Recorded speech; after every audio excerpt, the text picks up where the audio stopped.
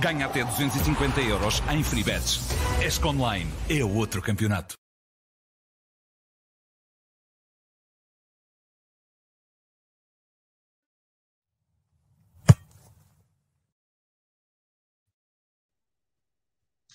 Muito bem-vindo a todos, sejam bem-vindos a mais uma edição do Mercado Record, numa manhã de rescaldo da Supertaça, acima de tudo, como creio que devem saber, ontem disputou-se a Supertaça em Aveiro, entre o Benfica e o Futebol Clube do Porto, e a equipa de Roger Schmidt, as Águias, superiorizaram-se por 2-0, num jogo que inicialmente nos primeiros 45 minutos até teve o maior ascendente do Futebol Clube do Porto, mas a verdade é que depois a equipa de Roger Schmidt, depois do intervalo, fez algumas alterações táticas e na segunda parte dominou e acabou por chegar à vantagem com golos de Di Maria e também de Musa, que fizeram então a história desta supertaça e levaram assim mais uma supertaça para um museu do Estádio da Luz. Comigo tenho o Mário Duarte. Bom dia, Mário.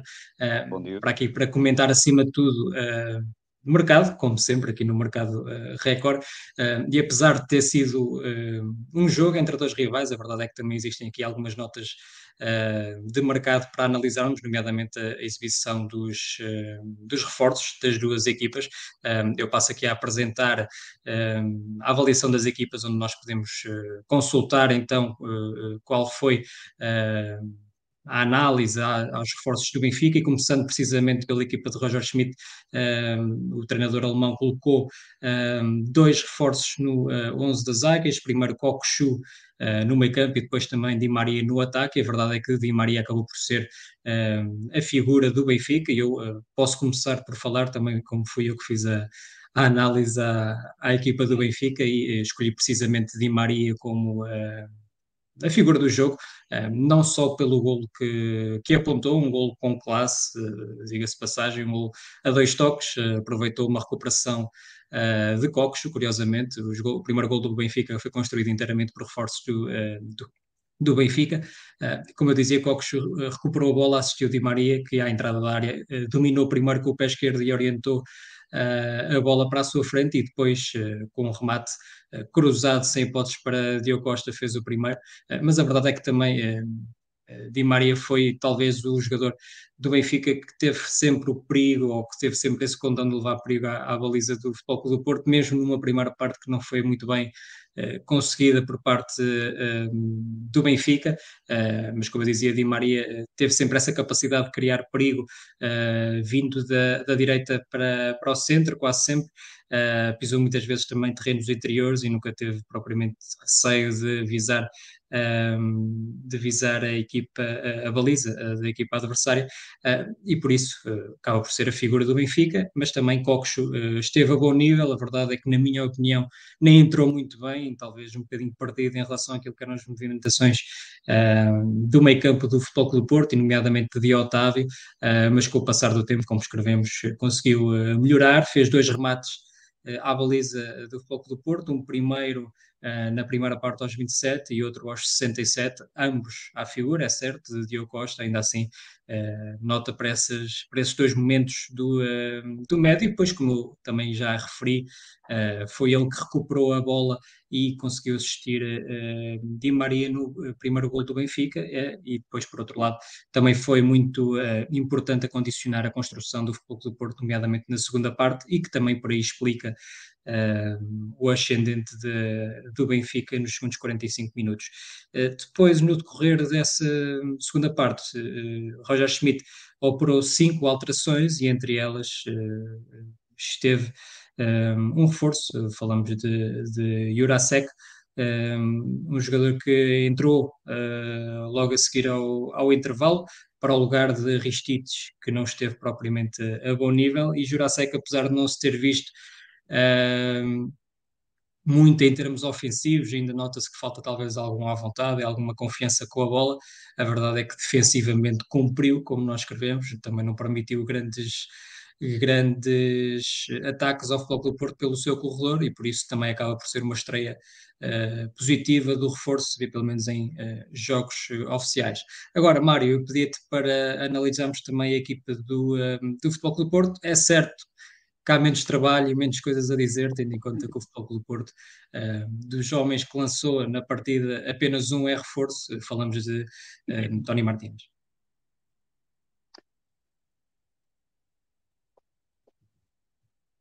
Sim, Fran Navarro entrou aos 82. Exato, Navarro. Peço desculpa, disse Tony Martínez, queria me Faz referir a mal. Navarro. Também é espanhol e também é um compatriota.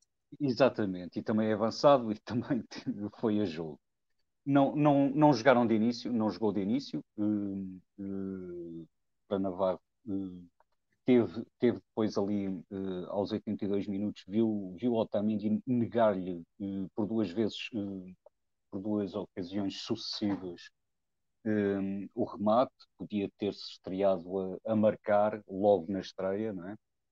Mas não conseguiu. Uma nota também para a entrada de Mário Baró, que voltou depois de um empréstimo ao Casa Pia, voltou entrou para dar ali alguma ordem ao meio campo, onde o Futebol Clube Porto, sobretudo na segunda parte, estava a ser dominado por completo. Conseguiu dar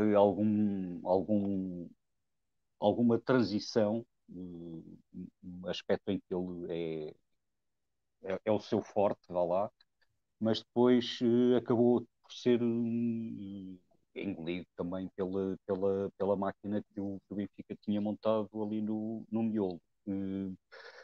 Nico Gonzalez ainda não teve no banco, mas ainda não teve oportunidade para se mostrar, não é? Será um reforço de peso para o miolo do Dragão, mas ainda não teve oportunidade para ir a jogo e mostrar todos os seus atributos, não é? Sim, vemos aqui, como tu dizias, Igor Nico Gonzalez aqui em segundo plano, atrás do que não é o primeiro na imagem, que é o Fábio Cardoso, mas sim aquele que está ali no fundo. Como tu disseste, foi pela primeira vez à ficha do Futebol Clube do Porto num jogo oficial também. No entanto, acabou por não ser a aposta de Sérgio Conceição, que fez 5 alterações, mas não apostou nele, e de certa forma também é compreensível, tendo em conta que é um jogador que ainda não tem muito tempo de casa e tendo em Pode conta chegar. a magnitude do jogo de ontem, sempre com momentos muito intensos, talvez também não fosse o jogo indicado uh, para ele se estrear. E falavas aí do Romário Baró, também para dar esta nota, como os nossos compatriotas, colegas que estiveram no estádio municipal de Aveiro ontem, disseram que o Romário Baró, na altura que o Futebol Clube do Porto estava naturalmente triste e os jogadores estavam naturalmente de cabisbaixo com a derrota, o Romário Baró terá sido provavelmente um dos jogadores do Futebol Clube do Porto mais inconsoláveis, que teve que ser apoiado por alguns companheiros de equipa, por isso também não, obviamente que esta derrota tem algum impacto no Futebol Clube do Porto, tendo em conta não só que estava um troféu em disputa, mas também que era um embate com um interno rival, como é o caso do Benfica, e o Romário Baró sentiu esse abalo no final. Agora, passando para outros temas, já falámos dos reforços que já estão nas casas de Benfica e Futebol Clube do Porto, e falamos agora também daqueles que estão a caminho. Podemos falar aqui de Artur Cabral e Trubin, são dois jogadores que, à partida, podem ser hoje oficializados como reforços do Benfica. Como nós escrevemos, o avançado de 25 anos que chega da Fiorentina vai ocupar o lugar que Gonçalo Ramos deixou vago no plantel. Obviamente, Gonçalo Ramos já não esteve presente ontem na Supertaça. Primeiro foi Rafa, que fez essa função de falso 9, se podemos assim dizer, e depois, na segunda parte, foi Musa, que ocupou a posição mais avançada na tática de Roger Schmidt. Musa que, uma vez mais, e como tem sido tendência desde que chegou ao Benfica, entrou e esteve a bom nível, portanto, fez o segundo gol do Benfica. É verdade que se calhar não tinha muito trabalho, tendo em conta que estava solto na pequena área do Futebol Clube do Porto. No entanto, não deixa de ter sido uma ação com alguma frieza por parte do croata, e por isso também ele a dizer aqui presente numa altura em que o Gonçalo Ramos já não está no Benfica e que Artur Cabral ainda não foi oficializado, ainda não treinou com os novos companheiros, por isso ganhou aqui mais alguns pontos o Musa. E depois o Trubin, que vindo do Shakhtar, vai dar concorrência ao Vlaco Dimos. Vlaco Dimos esse que também, como escrevemos, não teve propriamente muito trabalho. É certo que o Futebol Clube do Porto ameaçou várias vezes na primeira parte ainda a fazer o golo, mas o guardião grego não teve que se aplicar em nenhum momento do jogo. Sofreu vários calafrios, é certo, remates que passaram muito perto dos seus postos, nomeadamente vindos dos pés de Galeno, mas como eu disse, não teve propriamente que se aplicar para negar algum tipo de remate de jogadores de Futebol Clube do Porto. E depois passamos aqui ao Alan Varela, Mário, como nós temos vindo aqui a escrever já há algumas semanas, é um médico que está a caminho do Porto e tínhamos sempre aqui também dito e referido que um dos entraves a essa viagem do Alan Varela para Portugal seria a Taça Libertadores, e o Alan Varela disputou ontem a segunda mão dos oitavos de final frente ao Nacional do Uruguai, um jogo que decorreu aqui já durante a madrugada em Portugal, e depois no final houve um direito a uma despedida especial, não é assim? É verdade, Ricardo. O Varela jogou cerca de 80 minutos, o Alan Varela pelo Boca Juniors na segunda mão dos oitavos de final da Taça Libertadores. Teve uma despedida depois no balneário dos próprios colegas. Sim, apresentamos aqui as imagens já agora. Isto foi partilhado pelo Boca Juniors nas suas redes sociais. Uhum.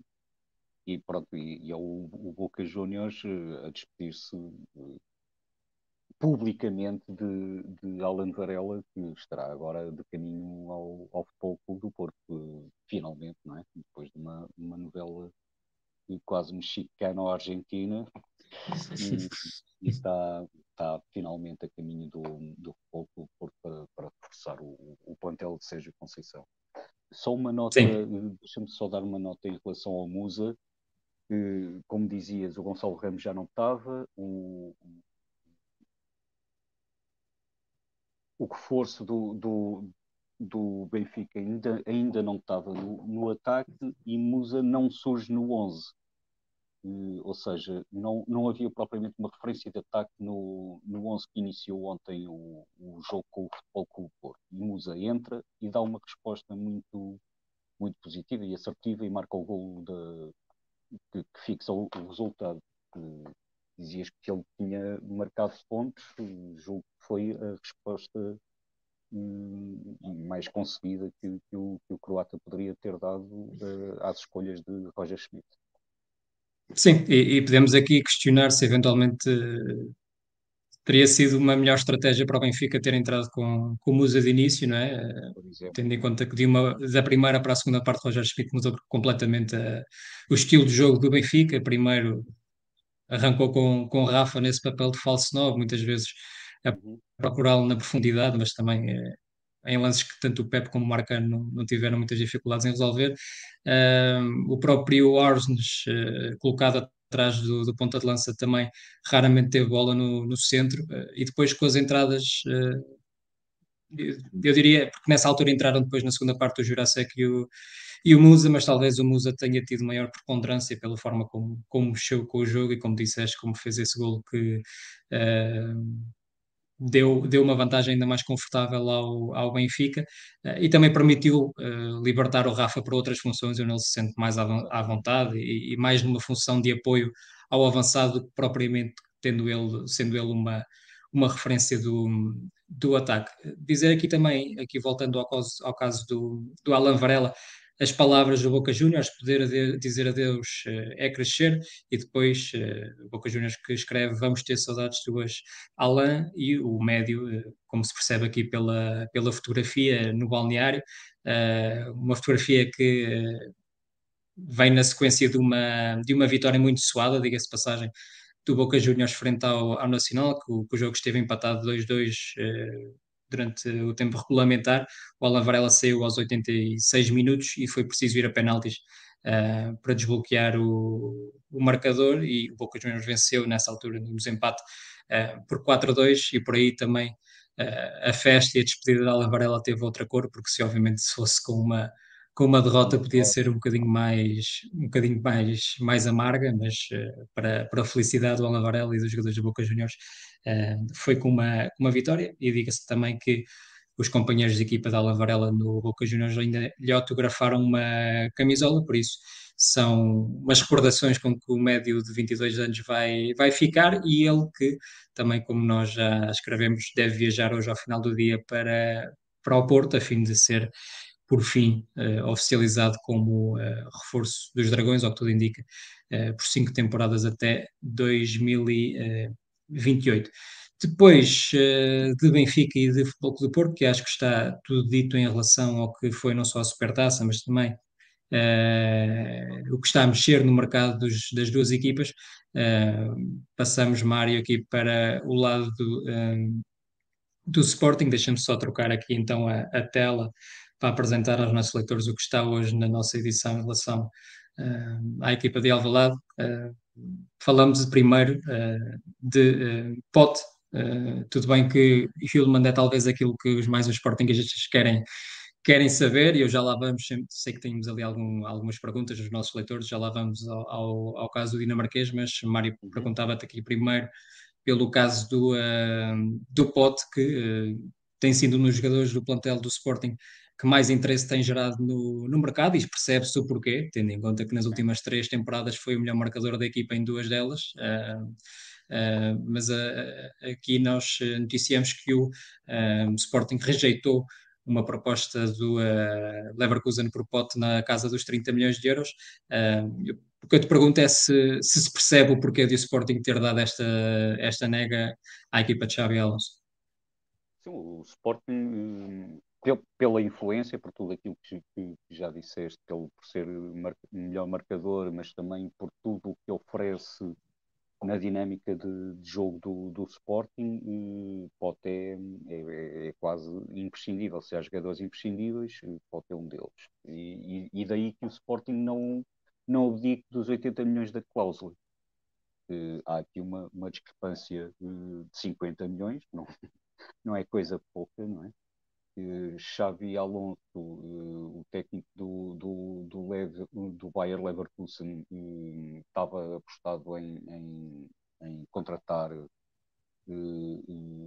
Pote, mas o Sporting mostrou-se intransigente e só aceita negociar pelos valores da cláusula de rescisão, que é de 80 milhões de euros. O Al Nassr, pelos vistos, também perguntou pelo jogador, e a resposta do Sporting foi exatamente a mesma. O posicionamento do Sporting no mercado em relação a Pote é quem quiser levar tem que pagar a cláusula de rescisão, que é de 80 milhões de euros. Como tu dizias, a partir da tua opinião, percebe-se o porquê de o Sporting, obviamente, estar a apontar mais alto para um jogador que é, como já se percebeu, indispensável para Ruben Amorim. Referir também que o Pote, como o próprio, aliás, já admitiu há algumas semanas, vai renovar contrato com o Sporting. Essa oficialização do novo acordo, que ao que tudo indica poderá ser até 2028, deve ter lugar nas próximas semanas, por isso também é mais um sinal de que a própria vontade do jogador é continuar no Sporting. E obviamente que ele sabe que no Sporting tem tempo de jogo, tem preponderância, tem destaque, e também pode ser uma porta para chegar à seleção nacional. Como também sabemos, ele tem 2 internacionalizações. Poderia, na minha opinião, já ter sido chamado mais algumas vezes no passado, tanto por Roberto Martínez como também por Fernando Santos. A verdade é que acabou por não o ser, apesar das boas exibições que tem feito no Sporting, mas para já, por aquilo que são os indícios da pré-época e por o que ele fez na pré-época, nota-se que vem com tudo para fazer mais uma boa temporada no Sporting. Agora, passando aqui para um comentário de um dos nossos leitores e espectadores assíduos, o Samu Serk pergunta qual é a situação de Hillman. Eu posso aqui apresentar o que nós escrevemos na edição de hoje, acima de tudo, que o acordo, por fim, ou seja, o que faltava aqui era o sim definitivo do dinamarquês ao Sporting, ao que tudo indica será dado hoje, pelo menos existe essa expectativa dentro do Sporting, podemos assim dizer, de que com muita confiança ainda de que o dinamarquês dará hoje o sim, não obstante alguns rumores, pelo menos pelas informações que temos, não se confirmam, que andavam a circular ontem, de que outros clubes italianos tinham intrometido. Nós também, como dissemos, quer a Lazio, quer a Fiorentina estavam bastante atentas ao médio do Lecce, mas o Sporting continua na frente da corrida. Também, como já dissemos, teria que ser um dossiê para gerir com alguma paciência. Eu percebo que os sportinguistas estejam ansiosos por reforços, mas a verdade é que de Hulmans, creio que se fala dele lá talvez há pouco mais de uma semana, enfim,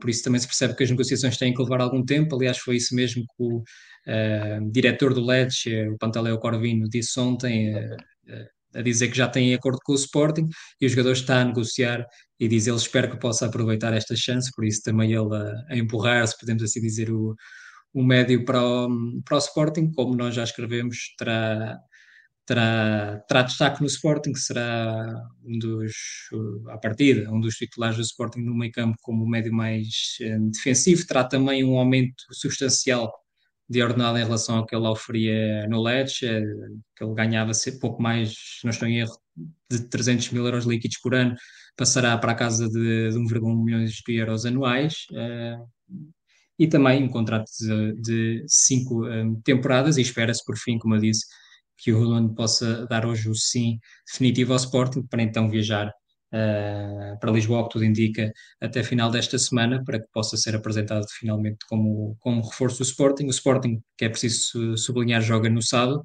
com o Vizela, por isso, entre exames médicos, entre a visita a Alvalade e a Academia, enfim, não é de esperar que a oficialização ainda possa ter lugar até à hora do jogo, mas pelo menos a expectativa é de que possa ser oficializado depois como reforço nos dias seguintes.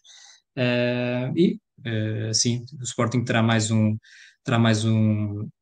jogador que o Ruben Amorim queria muito, como nós temos vindo a escrever. Passando também aqui para outra pergunta, novamente do Samoser, que eu posso também responder em relação ao Samuelino, que foi o nome que foi apontado ao Sporting. Nós também já escrevemos, creio que anteontem, de que, se quiseres, Mário, também podes comentar este tema, porque envolve não só o Sporting, mas também o Futebol Clube do Porto e o Sporting Braga, como clubes que fizeram, enfim, uma pequena sondagem pelo jogador do Atlético Madrid. Sim, foi avançado que vários clubes portugueses, como tu disseste, Sporting, Porto e Braga, que teriam feito uma sondagem, lá está, sobre Samuel Lino, que, pelos vistos, não faz parte do lote de saídas do Atlético de Madrid, que Diego Simeone estará a contar com o jogador, porque não haverá hipótese de ele tomar qualquer destes clubes. Sim, um jogador que, como sabemos, em Portugal teve um percurso interessante, nomeadamente no Gil Vicente, até sair para o Atlético de Madrid. Ainda não conseguiu impor-se no Atlético de Madrid, esteve na última temporada emprestado ao Valência, fez bons jogos, fez boas exibições e conseguiu, a meu ver, eh, destacar-se aqui e ali na Liga Espanhola, mas agora está nas mãos de Diego Simeone se fará ou não parte do plantel. Como sabemos, ele é um treinador que pode ter alguma uma relação difícil com os jogadores mais virtuosos, como é o caso também do João Félix, que não deve fazer parte do plantel do Atlético de Madrid e até tem sido falado como possível alvo do Benfica. Enfim, a relação de Simeone com alguns dos jogadores, curiosamente, que vieram de Portugal não tem sido a melhor. Um, Mas veremos, pelo menos no caso do Samuelino, qual é que será o desenvolvimento nas próximas semanas. O Sporting, como nós já escrevemos, ainda pode atacar mais um extremo até final do mercado, mais uma opção ofensiva, mas primeiro há que resolver não só a questão de Hjulmand, como também do lateral direito. Nós temos vindo a falar em Zanoli, o lateral direito do Nápoles, que também já como escrevemos mais do que uma vez, é um dos jogadores que o Sporting tem referenciado para a posição. O Samu Ser, de novo, pergunta aqui em relação a uma alegada troca do Essuk pelo Zanoli. Nós escrevemos hoje e também passo aqui a exibir o que nós escrevemos em relação a isso, que o Sporting não planeia a saída de Essuk, ou seja, não é um jogador que é tido como negociável para o Sporting, por isso qualquer clube que queira o Essuk tem de acionar a sua cláusula de rescisão, que são 45 milhões de euros. Essa possibilidade, ou alegada possibilidade do Essuk rumar ao Nápoles, foi sugerida por um jornalista italiano, que terá dito que o Nápoles estaria interessado no médio de 18 anos. O que nós sabemos é que não existem neste momento negociações com o Sporting pelo ESU. A questão do interesse até pode vir a ser verdade, mas pelo menos aqui a parte das negociações e de uma possível troca com o Zanoli não se confirma, pelo menos ao dia de hoje, tendo em conta, como eu disse, que o ESU, mesmo não sendo um titular do Sporting, se podemos assim dizer,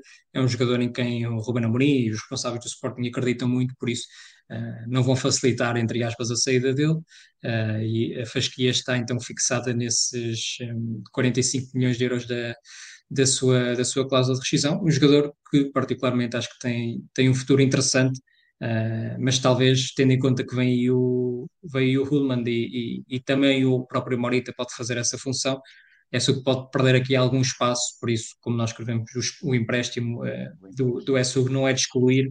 Eu até acho que seria benéfico para o seu desenvolvimento, enfim, e creio que há algumas equipas da Primeira Liga que estão atentas ao desenrolar da situação do ESUG, por isso pode aqui ser uma solução interessante para ele conseguir um empréstimo noutro lado que lhe permita ter mais tempo de jogo, mas também, como sabemos, estas questões do mercado ainda faltam algumas semanas até encerrar, por isso veremos até ao final como é que tudo isso se vai processar. Creio que de Sporting também está tudo dito e eu, como nós costumamos aqui fazer, passo a apresentar aqui o que se passa nas últimas horas no mercado, não só na questão dos grandes, mas também de outros clubes. Passo a apresentar o que nós temos na nossa timeline de mercado. Temos aqui, não de um jogador, mas do diretor desportivo, João Tomás, que está de saída do Riense. O Chelsea colocou um ponto final nas negociações com a Juventus numa tentativa de troca de Lukaku por Vlahovic. Foi ontem noticiado em Itália que a Juventus não aceitava as condições impostas pelo Chelsea, por isso os Blues colocam aqui um ponto final nesta tentativa. O Al Hilal, mais um clube árabe que tenta agora Marco Verratti, além de Neymar, por isso estão a atacar em força em Paris, a equipa de Jorge Jesus, que é a questão do ESU que já falámos, e depois dos reforços que estão a caminho do Benfica, enfim, Alan Varela, como também já referimos, e por fim aqui o Alfonso Teresa, que está a ser associado com um possível reforço do Arouca. O Arouca também é preciso sublinhar que joga hoje na terceira preliminatória da Conference League frente ao Branco, por isso também boa sorte para o Arouca, para o jogo que tem pela frente. E pronto, creio que está tudo dito, pelo menos esta edição do Mercado de Record. Agradeço ao Mar e a todos que nos acompanharam. Já sabem que mais logo, por volta ao final da tarde, vamos ter mais uma edição do Mercado Record para vos levar tudo o que se passa neste dia. Como sabemos, o mercado é muito imprevisível, pode acontecer qualquer coisa a qualquer hora. Por isso, convido-vos a seguirem o Record nas nossas plataformas oficiais para estarem a par de tudo o que se passa no mercado, e até à próxima. Ganha até 250 euros em free bets. ESC Online é outro campeonato. Ganha até 250 euros em free bets. ESC Online é outro campeonato.